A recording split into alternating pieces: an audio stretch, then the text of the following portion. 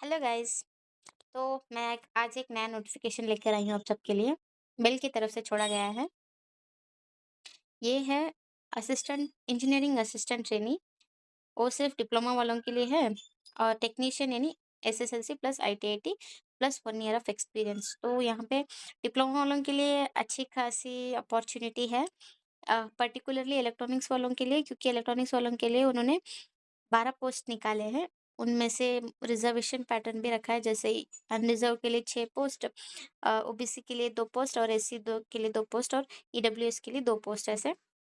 तो इनका पे स्केल है 24,500 पर मंथ। तो ये डिप्लोमा के वालों के लिए एक अच्छी अपॉर्चुनिटी है, चाहे वो सीएस हो, इलेक्ट्रॉनिक्स हो, इलेक्ट्रिकल हो या फिर मैकेनिकल हो, क्योंकि उन्होंने पर्टिकुलरली मेंशन किया है इलेक्ट्रॉनिक्स अलग और इलेक्ट्रिकल अलग। तो टेक्नीशियन में भी एसएसएलसी, आईटीआई और फिटर मतलब इलेक्ट्रॉनिक्स में मैकेनिक्स और फिटर के लिए और इलेक्ट्रिकल वालों के लिए है। देखिए इलेक्ट्रिशियन के लिए है और फिर मैकेनिकल के लिए। तो इनका ये अच्छा है कि पे स्केल है 21,500।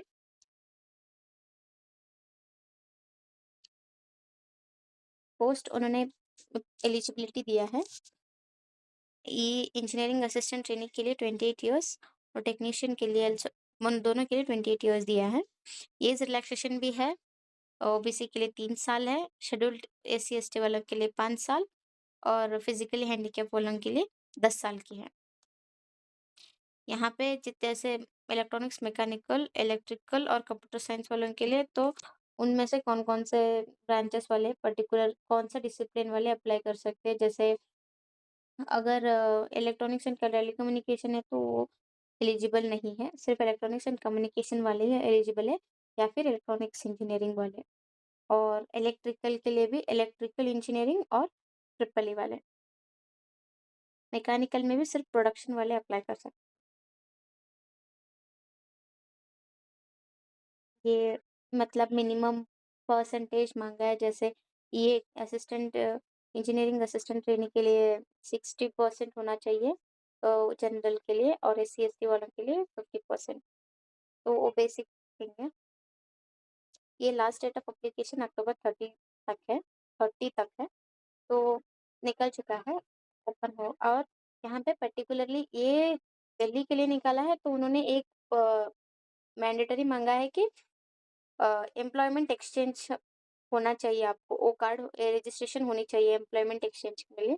तो आप अप्लाई जल्दी जाके सबसे पहले आप एम्प्लॉयमेंट एक्सचेंज, अगर आपके पास नहीं है तो करवा लीजिएगा। यहाँ पे दिल्ली सीबीटी है, कंप्यूटर बेस्ड। तो वो भी सिर्फ पोजीशन दिल्ली के लिए निकाला है, तो दिल्ली या फिर एनसीआर ओनली लिखा है उन्होंने। पार्ट 1 में होगा एप्टीट्यूड और पार्ट 2 में टेक्निकल एप्टीट्यूड। तो सीबीटी होगा, उसके बेसिस में आपको ये करेंगे वो लोग। और यहाँ पे जनरल, ओबीसी और ईडब्ल्यूएस वालों के लिए रजिस्ट्रेशन फी है 500 प्लस 18% ऑफ जीएसटी। तो टोटल कुल मिला के 590 होगा।